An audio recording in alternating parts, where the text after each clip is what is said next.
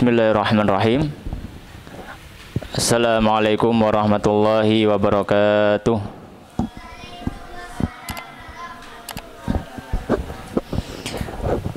Alhamdulillah, wassalatu wassalamu ala rasulillah wa ala alihi wa ashabihi wa man sara ala nahjihi ila yaumil qiyamah. Ya ayyuhalladzina amanu taqullaha haqqa tuqatih wa la tamutunna illa wa antum muslimun. Wa ya ayyuhan nasu taqu rabbakumul ladzi khalaqakum min nafsin wahidah wa khalaqa minha zawjaha wa batha minhuma rijalan katsiran wa nisaa'a wattaqullaha alladzi tasaaluna bihi wal arham innallaha kana 'alaikum raqiba. Amma ba'd. Fa inna asdaqal hadithi kitabullah wa khairal hadi hadi Muhammadin sallallahu alaihi wa ala alihi wasallam wa syarrul umuri muhdatsatuha wa kullu muhdatsatin bid'ah wa kullu bid'atin dhalalah wa kullu dhalalatin finnar. Alhamdulillah, adik-adik yang semoga dirahmati Allah Subhanahu wa taala dan juga hadirin sekalian jamaah rahimani wa rahimakumullah.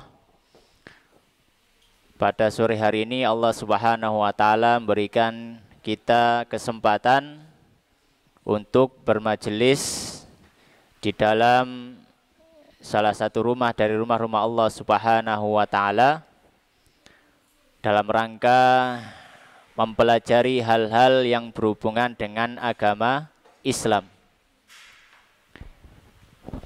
Sebelum kita mulai kajiannya, karena di sini ini kan pondok ya, pondok tamutan, pondok nggih. Ada pelajaran hafal Quran, enten, nggih. Ada pelajaran menghafal Quran. Ada yang sudah hafal 30 juz? Enten, sempun hafal 30 juz?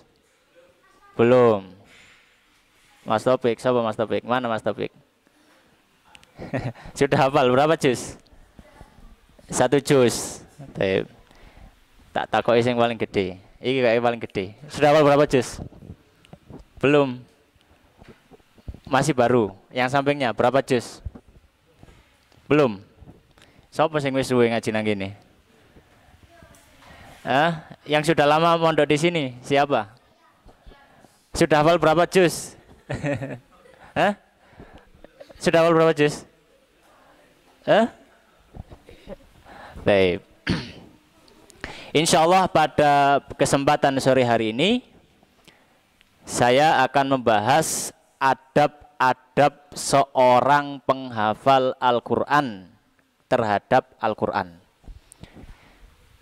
Ya, adab penghafal Al-Qur'an terhadap Al-Qur'an. Saya harap semuanya memperhatikan, semuanya bisa nulis karena nanti ada hadiah. Ini gak nulis kalau hadiah kok. Hadiahnya tak deleni sor gini, gitu. Hadiah.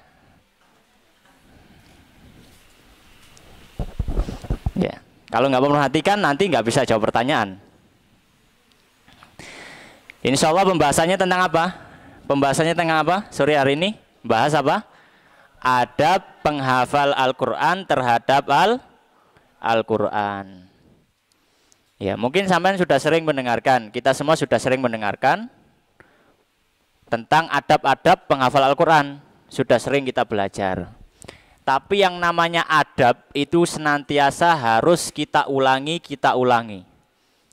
Soalnya adab ini kita lakukan setiap hari. Kadang lali gak diamal no. Makanya harus kita ulang-ulangi terus. Supaya nggak lupa, supaya diamalkan. Ya.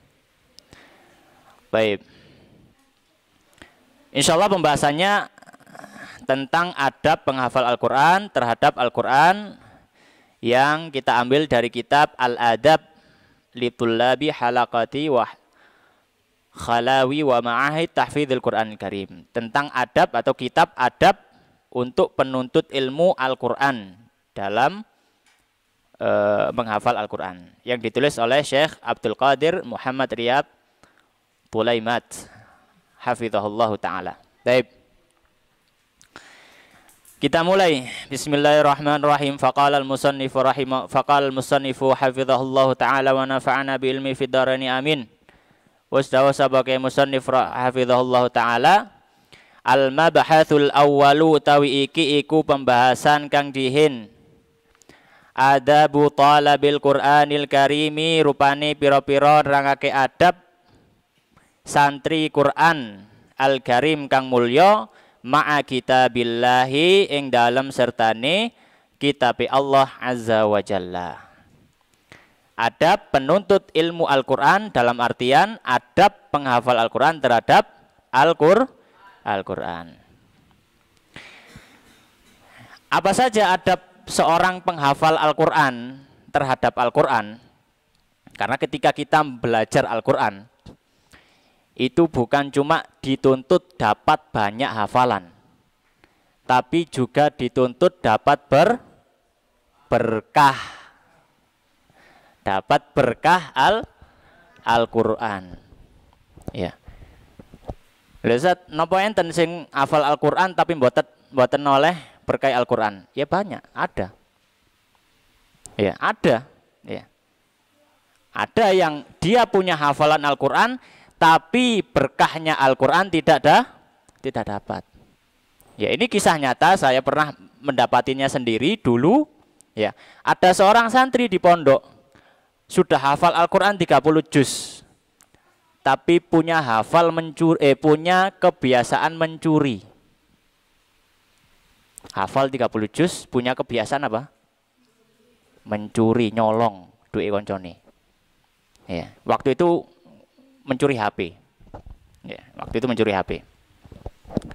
Ini adalah contoh ketika orang itu punya hafalan Al-Qur'an tapi tidak dapat barokah Al-Qur'an. Kenapa kok enggak dapat? Ya, karena hafalan Al-Qur'an hanya menjadi hafalan. Al-Qur'annya tidak masuk ke dalam hati, cuma sampai masuk ke tenggorokan saja. Ya.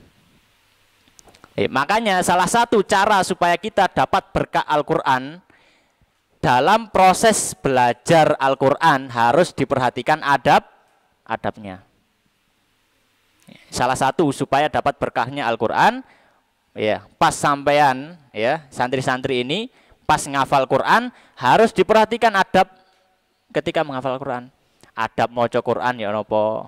Adab nang gurune ya apa? Adab murojaah hafalannya bagaimana?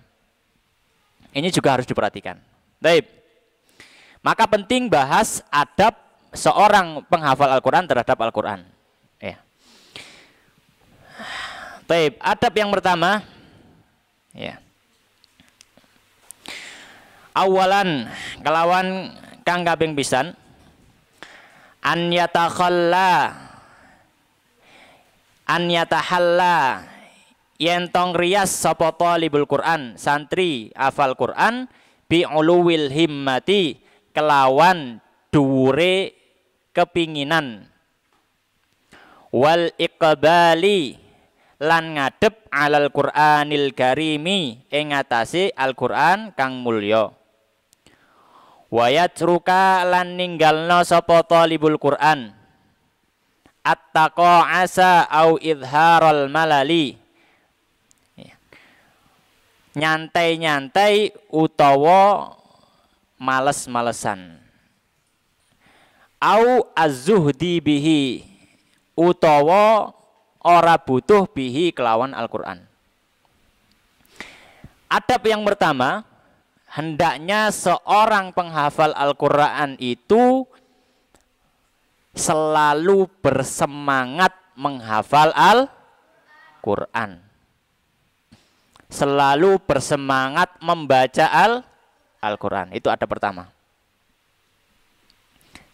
Jadi kalau adik-adik sekalian, kita semua sebagai seorang yang menghafal Al-Qur'an, adab pertama kita harus semangat kalau dalam membaca Al-Qur'an dan menghafalkan Al-Qur'an. Ya, bagaimana kita nggak semangat sedangkan yang kita baca ini adalah kalamullah. Sedangkan yang kita baca adalah apa? Kalamullah. Ya. Ini firman Allah Subhanahu wa taala. Firman zat yang sudah menciptakan kita. Ya. Yang memiliki bumi dan alam semesta. Maka seorang itu harus bangga ketika dia bisa punya kesempatan untuk menghafal Al-Qur'an. Ojo sampean minder. Enak rek koncoku nang jopo. Iso dolen-dolen, ya. Tapi nang kene aku dikon ngafal Quran. Itu pemikiran yang salah. Malah beruntung kita semua ada di dalam pondok bisa menghafal Al-Qur'an. Sedangkan berapa banyak orang di luar sana yang seumuran, mungkin adik-adik juga, mereka ingin ke pondok tapi nggak bisa. Ya, mereka ingin pondok tapi nggak bisa. Jangan dilihat yang main-main, dilihat anak-anak yang kepingin ke pondok tapi nggak bisa. Ya, itu juga banyak. Ya. Jangan dikira anak-anak yang di luar pondok itu mereka semuanya nggak ada yang pengen masuk pondok. Anak-anak di luar pondok itu juga banyak yang kepingin masuk pondok, tapi gak keturutan. Ya. Makanya kalau kita sudah diberikan nikmat Allah, ada di dalam pondok bisa menghafal Al-Quran, maka ini merupakan keutamaan yang harus disyukuri. Makanya adab yang pertama apa? Harus semangat menghafal Al-Quran. Ya. Jangan sampai malas-malesan. Ya. Di sini menghafal Al-Qurannya jamnya, jadwalnya jam berapa? Kalau waktu menghafal atau murojaah? Pada Isya sama pada subuh. Ya. Pada subuh untuk menghafal. Kalau pada Isya, setoran juga, setoran hafalan juga. Ya. Nah, waktu-waktu itu harus semangat. Oh, tambah malas-malesan. Waduh, ya hafalan, rek. Itu salah. Harus bersemangat. Oh yo, waya maca Quran. Harus semangat, malah datang lebih dulu. Ya, menghafalkan. Ya. Nggak akan rugi orang yang menghafal Al-Quran. Ya. Satu lagi, tidak akan merugi orang yang menghafal Al-Quran. Baik rugi dalam segi dunia ataupun akhirat. Kalau dia benar-benar membaca Al-Quran. Karena kalau orang menghafal Al-Quran, dia sering baca Al-Quran, di akhirat jelas keutamaannya, pasti masuk surga, bahkan bisa surga yang tinggi. Di dunia, insya Allah akan dijamin kehidupannya oleh Allah Subhanahu wa Ta'ala. Saya tanya sekarang, pernah melihat ada seorang pemulung yang dia hafal Quran? Banyak. Sudah pernah menemukan? Di mana menemukan? Di jalan. Sudah pernah ngetes hafalannya? Kok tahu dia hafal Al-Quran? Kalau bismillah saja yo. Arek TK ya iso ya kalau bismillah. Ya hafal Quran. Ya, hampir nggak mungkin. Ya, hampir nggak mungkin. Tukang becak menghafal Quran? Penghafal Quran 30 juz? Yang hafalannya mungkin? Sampean tes sudah pernah ngetes? Lihat di YouTube, dipicu ambil YouTube sampean. Itu hanya demi konten buat seperti itu, supaya sampean kebujuk. Sampean kebujuk wonge oleh duit gitu ya. Kalau orang hafal Quran, insya Allah kehidupannya akan dijamin oleh Allah Subhanahu wa Ta'ala di dunia. Di akhirat juga dijamin surga oleh Allah Subhanahu wa Ta'ala. Baik, makanya kita harus semangat menghafal Al-Quran. Yang kedua, tsaniyan, ya. An yakuna harison ala hifdhihi. Ya. An yakuna yen to ana sapa talibul Quran iku harison semangat ala hifdhi ing dalem ngapalno Quran. Wa ta'allumi ahkami tilawatihi lan nyinaoni pira-pira hukume maca Quran. Ya. Adab yang kedua, hendaknya seorang penghafal Al-Quran itu bersemangat untuk menghafal dan mempelajari hukum-hukum dalam bacaannya. Ya, bersemangat menghafal Al-Quran dan mempelajari hukum-hukum bacaannya. Ya.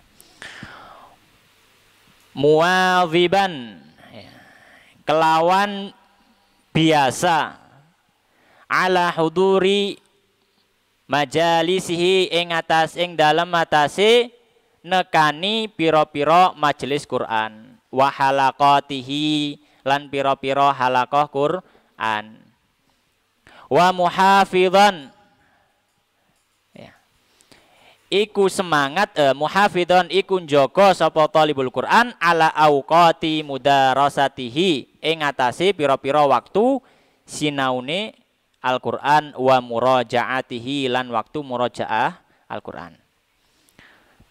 Kemudian juga lanjutannya adab yang kedua, ya masih adab yang kedua, hendaknya seorang pembelajar Al-Quran itu juga senantiasa bisa menghadiri majelis-majelis hafal Quran, majelis-majelis murajaah Al-Quran, dan juga menjaga waktu untuk menghafal dan murajaah. Jadi adab yang kedua, ya, adab yang kedua, hendaknya seorang penghafal Al-Quran itu semangat untuk menghafal Al-Quran dan mempelajari hukum bacaannya. Bukan cuma menghafal Al-Quran saja, membaca Al-Quran saja, tapi bacaannya salah semua. Ketika membaca Al-Quran harus dilihat, ya, kalau waktunya idhar ya diwaca idhar, diwaca idgham, kalau hukumnya idgham ya diwaca idgham. Idhar berarti dibaca secara jelas. Kalau ikhfa berarti menenggung. Kalau idgham berarti bacaannya dimasukkan. Kalau mat, ya, kalau mat tabi'i berarti ya dibaca 2 ketukan. Ya. Kalau mat jaiz berarti ya dibaca 4 ketukan. Kalau mat wajib ya dibaca 6 ketukan. Mat-matnya diperhatikan. Nek wayahe dawa ya dawa, nek wayahe ndek diwaca ndek. Ya. Jadi harus dipelajari juga hukum bacaannya. Ya. Tajwidnya juga dipelajari. Supaya ketika dia menghafal Al-Quran, dia benar bacaannya. Ya. Dan juga adabnya juga, ya, hendaknya dia menjaga waktu. Menjaga waktu, harus bisa mengatur waktu, kapan waktu untuk menghafal hafalan baru, kapan waktu ini setoran hafalan baru, kapan waktu ini murojaah. Ya, kalau menghafal Al-Quran, maka porsi murojaahnya harus banyak. Ya, nek sedino setoran hafalan baru sak halaman misalkan. Setoran hafalan baru 1 halaman, ya, maka murojaahnya ya 10 halaman. Kalau setornya sehari 2 halaman, berarti murojaah sehari 20 halaman. Ya, itu sudah ringan, itu enteng. Ya, sudah ringan itu. Ya. Kalau di pondok tahfidz, ya, pondok yang benar-benar fokus pada hafalan Al-Quran, itu sehari murojaah bisa sampai 3 juz, 5 juz. Kalau sudah khatam 30 juz, sudah pernah setoran hafalan 30 juz, bahkan sehari itu bisa murojaah 10 juz. Kapan waktunya bisa murojaah hafalannya 10 juz? Ya, ya ada, harus disempat-sempatkan. Ya, makanya ketika kita belajar menghafal, ketika kita menghafal Al-Quran, maka diperhatikan waktunya. Ya, diperhatikan waktunya. Waktunya belajar, waktunya murojaah, waktunya istirahat. Ya. Jangan diwalik. Waktunya belajar, waktunya istirahat dibuat tidur. Ya. Ya, jangan dibalik seperti itu. Ya. Kalau dibalik seperti itu, wah, ini berarti tidak mengikuti adab seorang penghafal Al-Quran. Ini adab yang kedua. Adab yang ketiga, an yuhammila nafsahu minal hifdzi awit ta'allumi fil halaqati mala yatiku makhafatal malali. Adab yang ketiga, hendaknya seorang penghafal Al-Quran memaksa dirinya untuk menghafal dan belajar Al-Quran. Ya. Memaksa dirinya ya, untuk menghafal dan belajar Al-Quran.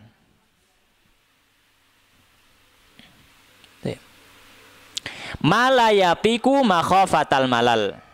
Ya. Selama hal tersebut tidak membuat dirinya putus asa. Dalam artian seperti ini. Ada orang yang diberikan kemampuan menghafal Al-Quran sehari cuma bisa setengah halaman. Ya, setengah halaman, bukan satu lembar ya, cuma setengah saja. Dia kalau menghafal setengah halaman itu bisa lancar. Kalau menghafal setengah halaman bisa lancar. Tapi dia ingin menghafal satu halaman. Ketika dia ingin menghafal satu halaman, sebenarnya dia takut, aku nek ngafal sak halaman, ini pasti akan kesulitan, merasa berat, merasa bosan. Akhirnya putus asa karena nggak bisa. Tapi dia tetap memaksa, wis tak coba. Akhirnya dia memaksa dirinya ngafal satu halaman, padahal sebenarnya dirinya nggak bisa. Dia hafal, dia nggak bisa ngafal. Dicoba lagi nggak bisa, dicoba lagi nggak bisa. Akhirnya putus asa, wis aku gak ngapal Quran. Ya. Jadi kita harus bersemangat memaksa diri kita untuk menghafal Al-Quran, tapi sesuai kemampuan. Ya, karena kemampuan berbeda. Ya, ada orang yang mampu menghafal Al-Quran cuma setengah halaman dalam sehari. Ada yang mampu menghafal satu halaman sehari. Ada yang mampu menghafal satu halaman setengah. Ada yang mampu menghafal satu lembar. Macam-macam. Nah, kita lihat diri kita sama delok awake sampean. Kira-kira aku iki kuate sak piro? Mampunya segitu ya sudah, ngafal segitu, yang penting istiqomah. Sehari setoran terus. Ya. Sehari setoran terus. Ya. Nah, ini maknanya. Ya. Mimma yu'addi bihi ilan kita. Ya. Ya. Dan dia terus berusaha untuk memaksa dirinya menghafal selama tidak dikhawatirkan dia akhirnya putus asa dan tidak mau menghafal lagi. Jadi adab yang ketiga ini menghafal Al-Quran dan memaksa dirinya untuk menghafal Al-Quran sesuai kemampuan. Ya, sesuai kemampuan.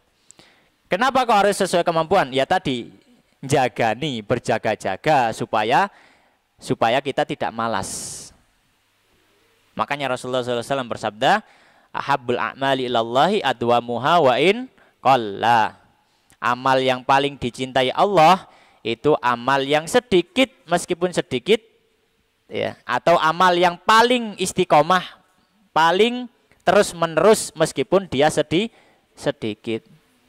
Iya.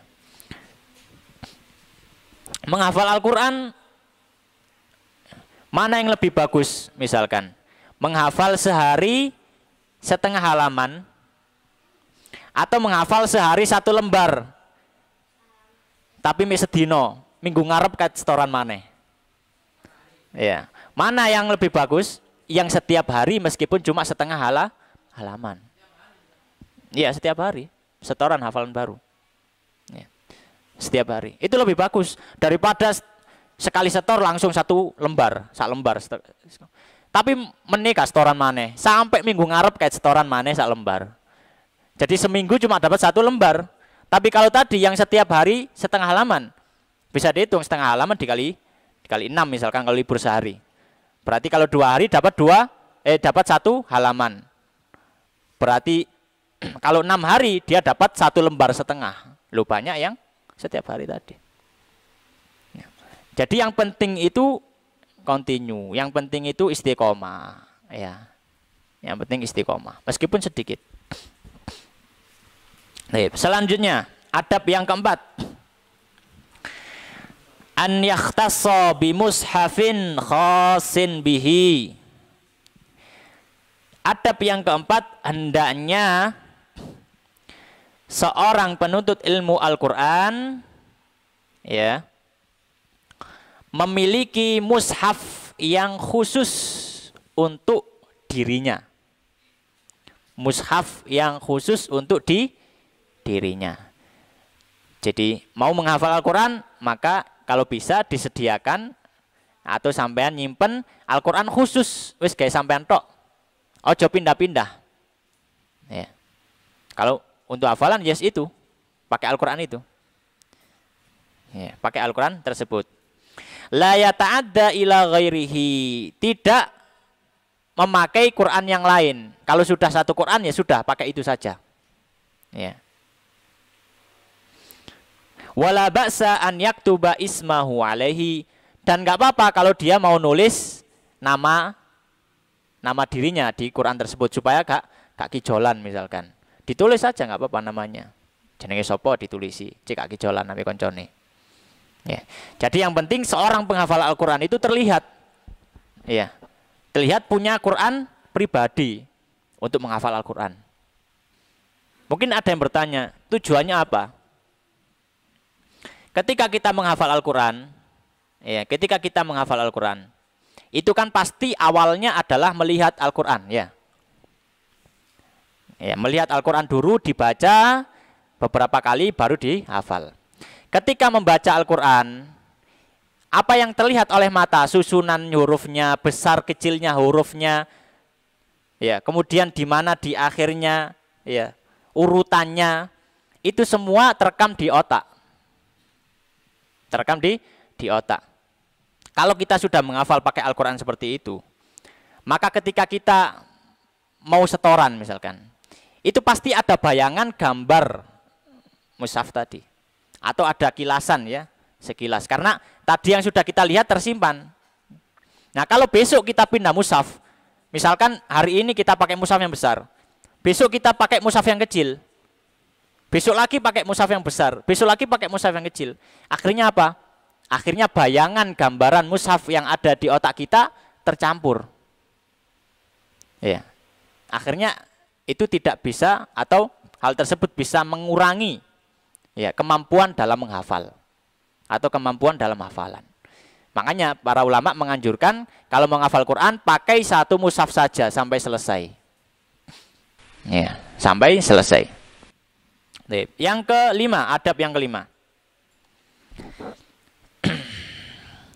Alla yamussal mushafa au yatluwal qur'ana illa ala taharatin tammatin. Adab yang kelima, hendaknya seseorang atau penuntut ilmu Al-Quran, penghafal Al-Quran, tidak menyentuh mushaf atau membaca Al-Quran kecuali dalam kondisi suci. Ya. Dalam kondisi suci. Baca Quran, terus ngentut. Apa kira-kira? Harus balik ke tempat wudu, dia berwudu, kemudian baru megang mushaf kembali. Ya.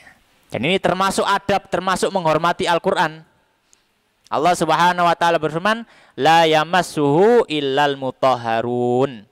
Tidak ada yang boleh memegang Al-Quran kecuali orang-orang yang disucikan. Ya. Ya. Nah, jadi ketika kita membaca Al-Quran, kita harus memperhatikan kondisi tubuh kita, kebersihan tubuh kita, dan kesucian. Ya. Jadi kalau kita berhadas, maka berwudu dulu. Ya. Ketika berhadas, berwudu dulu ketika baca Al-Quran. Baik. Kemudian, ini ada 9 ya, ada 9 adab. Adab yang keenam. Alaihi an yuhassina sautahu bitilawati mastata'a. Hendaknya juga bagi seorang penghafal Al-Quran ketika membaca Al-Quran suaranya diperbagus. Nah, diperindah suaranya. Ya. Jadi kalau menghafal Al-Qur'an atau membaca Al-Qur'an, ya, termasuk adabnya adalah memperbagus suaranya. Ya, memperbagus suaranya semampunya. Ya. Ya. Jadi ketika membaca Al-Qur'an pakai suara yang bagus. Ya. Jadi bukan enggak membacanya secara lempeng gitu ya. Ya, jadi kaku bacanya. Bismillahirrahmanirrahim. Alhamdulillahirabbil alamin. Arrahmanirrahim enggak. Tapi misalkan coba dilakukan sedikit ya. Sekarang banyak ya qori-qori yang bisa ditiru suaranya. Niru sapa misalkan. Niru Sesudes misalkan. Nah, bisa boleh ditiru suaranya. Lagunya boleh ditiru. Niru siapa? Saya Sa'ad Al-Ghamidi misalkan. Atau Abdul Al-Matrud atau banyak ya. Banyak yang bisa ditiru. Ya, maka kalau bisa meniru ya boleh meniru atau pakai lagu sendiri, tapi yang penting adalah memperbagus, memperindah ketika baca Al-Qur'an. Ya, ini termasuk sunnah Nabi Shallallahu alaihi wasallam. Ya. Sunnah Nabi Shallallahu alaihi wasallam, ya. Makanya dalam hadis Rasulullah sallallahu alaihi wasallam bersabda, "Zayyinul Qur'ana bi aswatikum." Perindahlah Al-Qur'an itu dengan suara-suara kalian. Ayo. Ayo. Kemudian yang ketujuh. Yang ketujuh sekarang ya. Yang ketujuh. Alaihi bil hirsi 'alal khusyu'i wa tadabburi halat tilawati. Hendaknya seseorang atau penghafal Al-Qur'an itu bersemangat untuk khusyuk dan mentadaburi ketika membaca Al-Qur'an. Ya, jadi kalau bisa ketika membaca Al-Qur'an ya itu khusyuk, ya itu khusyuk, ya. Dan juga kalau misalkan tahu artinya ya dibaca artinya, ya. Atau misalkan nggak tahu artinya ya bisa ngaji tafsirnya. Itu termasuk bentuk tadabbur Al-Qur'an, ya, bentuk tadabbur Al-Qur'an. Wabil insatit tam halal istima'. Dan juga hendaknya, ya masih yang ketujuh, dan juga hendaknya dia diam ketika mendengarkan Al-Qur'an. Waktu murojaah bersama gitu misalkan. Yang satu membaca, yang satu mendengarkan. Ketika yang satu selesai, gantian. Yang satu membaca lagi, yang satunya mendengarkan. Nah, ini termasuk cara murojaah. Supaya nggak bosen. Kalau murojaah sendiri, kalau membaca hafalannya sendiri, nanti bosen. Supaya nggak bosen, gantian sama temannya. Coba semaan, aku tak moco surat An-Naba misalkan. Dari hafalan, disemak koncone. Terus koncone semari, ya coba aku semaan gantian surat An-Nazi'at. Ya seperti itu. Supaya nggak bosen ketika murojaah. Baik. Kemudian termasuk adabnya juga lanjutannya yang ketujuh, wal yatajannab al abatha biyadaihi awil tifata bila hajatin. Dan hendaknya ketika membaca Al-Qur'an tidak bermain-main atau tolah-toleh.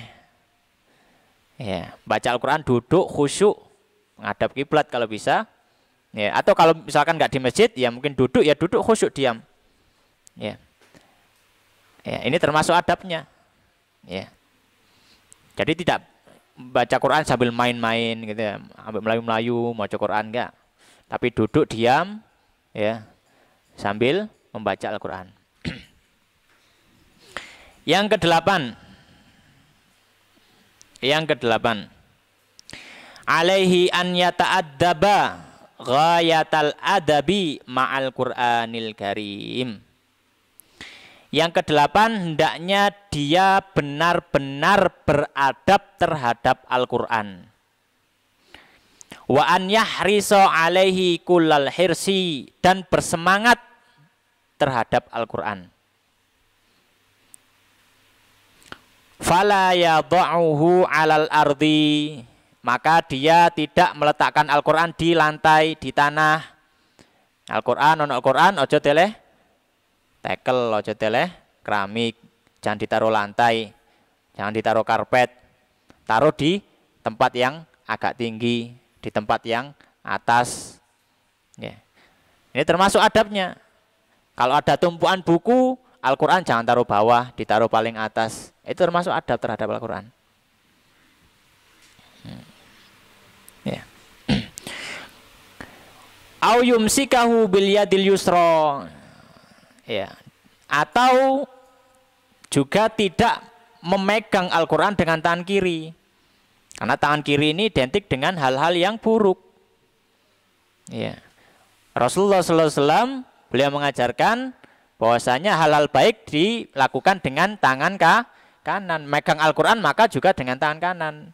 Mengambil memberi Al-Quran atau mengambil Al-Quran juga dengan tangan kanan. Jangan pakai tangan kiri. Ya. Au yadkhulu bihi makana qada'il hajati. Atau dia juga tidak masuk ke kamar mandi dengan membawa Al-Quran. Nggak boleh. Kalau mau masuk kamar mandi, Al-Qurannya ditaruh dulu di luar. Jangan dibawa masuk kamar mandi. Ini termasuk adab terhadap Al-Quran. Ya. Wa alaihi alla yushawwiha madharahu bil kitabati. Ya. Dan juga tidak coret-coret Al-Quran. Al-Quran itu dicoreti, kecuali kalau ada kebutuhan. Ya. Tapi kalau nggak ada kebutuhan, jangan dicoret-coret Al-Quran. Ya. Jangan dicoret-coret. Ini termasuk adab terhadap Al-Quran. Baik. Kemudian yang terakhir, yang terakhir. Tasi'an, yang ke-9. Alaihi idzantaha min qiraatihi an yarfa'ahu ila maudhi'il khasibihi. Hendaknya ketika selesai dari membaca Al-Quran, maka dia meletakkan kembali pada tempat khusus untuk Al-Quran tersebut. Jadi nih sampean mari coba Al-Quran nang rak misalkan nang gini enggak ono ya. Kalau misalkan ada di luar. Ada etalase. Nah, kalau ngambil Al-Quran dari etalase, selesai baca kembalikan ke tempatnya. Ya, jangan ditaruh di jendela, itu biasanya ya, taruh di jendela. Jangan ditaruh di jendela. Termasuk adab terhadap Al-Quran dikembalikan ke tempatnya. Ya, sama dele jendela sapa sing balekno? Ya, dikembalikan ke tempatnya. Ini termasuk adab terhadap Al-Quran. Wal yahris alaihi minad daya'i awit talafi. Dan juga semangat untuk menjaga Al-Quran supaya tidak rusak. Ya, supaya Al-Quran tidak rusak. Ya. Gimana contohnya Al-Quran tidak, misalkan punya barang besar, misalkan ada barang besar, kemudian Al-Quran ditutup, kemudian barang besarnya ditaruh tengah. Nah, ini bikin rusak Al-Quran ini. Nanti jilitannya itu lepas. Ya. Itu termasuk bentuk merusak Al-Quran. Harus dijaga, jangan seperti itu. Atau membawa Al-Quran dengan ditenteng gini ya. Dicekel sijine di dijarno samai. Ini bisa merusak Al-Quran. Makanya terhadap Al-Quran itu harus menghormati sehormat-hormatnya. Karena itu adalah kalamullah. Ya. Nah, ini adalah 9 adab terhadap Al-Quran. Baik, ini sedikit yang bisa kita bahas pada kesempatan kali ini. Semoga bisa diamalkan supaya cuma tidak menjadi catatan saja, ya. Nanti berarti halaqah Qur'annya habis Isya. Berarti tadi yang sudah dipelajari diamalkan. Kudu semangat, kudu njoko Qur'ane, mari maca delek etalase, ya, menjaga supaya tidak rusak, tidak dicoret-coret, ya. Kemudian menghafal semampunya, yang penting istiqomah, terus bisa hadir dalam halaqah Al-Qur'an, ya. Dan seterusnya. Kalau baca yang baik, khusyuk, ya, jangan dengan bermain-main. Nah, nanti diterapkan, ya, ketika menghafal Al-Qur'an atau setoran Al-Qur'an. Baik. Yang terakhir sebelum kita tutup, saya tadi sudah janjikan hadiah, ya. Pertanyaannya, nama pondoknya ini apa? Durrun Nafis. Yang angkat tangan dulu bisa berarti boleh menjawab. Apa artinya Ad-Durrun Nafis? Yang ya, siapa namanya? Bukan yang belakangnya itu, angkat tangan dulu. Ya, siapa namanya? Namanya dulu siapa? Aan, dari mana? Jombang. Jawabannya apa? Apa artinya Ad-Durrun Nafis? Permata yang indah. Silakan maju. Tiga apa kira-kira ini? Dibuat apa? Jajan. Ya. Oh, ditabung, bagus. Ya. Dikain jajan nggak apa-apa, ya. Ad-Durrun Nafis artinya apa? Permata yang indah. Kira-kira tahu nggak kenapa kok dinamakan Durrun Nafis? Saya nggak tahu ya alasannya, tapi saya memperkirakan saja. Dinamakan Durrun Nafis karena semua yang ada di pondok ini dianggap sebagai permata yang indah. Sampai semuanya itu adalah permata yang indah. Sampai semuanya itu barang yang mahal harganya. Karena nggak semua orang, nggak semua adik-adik seumuran sampean itu mau masuk pondok. Maka sampean mau masuk pondok ini merupakan permata yang indah, barang berharga. Jadi sampean itu berharga. Sampean iku deeman akeh wong, akeh sing ngeman sampean, maka sampean juga ngeman awake dhewe. Ya, banyak yang menyayangi kalian, maka kalian harus menyayangi diri sendiri. Makanya kalau ada pelajaran, datang ke pelajarannya. Ojo bolos, taat nang gurune, taat nang ustate, nang kiyaine, nang guse, ya. Nggak boleh membantah. Ya, kalau itu baik maka diikuti. Ya. Semoga bermanfaat. Adik-adik dan para hadirin rahimani wa rahimakumullah. Wallahu ta'ala alam wa sallallahu ala sayyidina wa habibina Muhammadin wa ala alihi wa ashabihi ajma'in.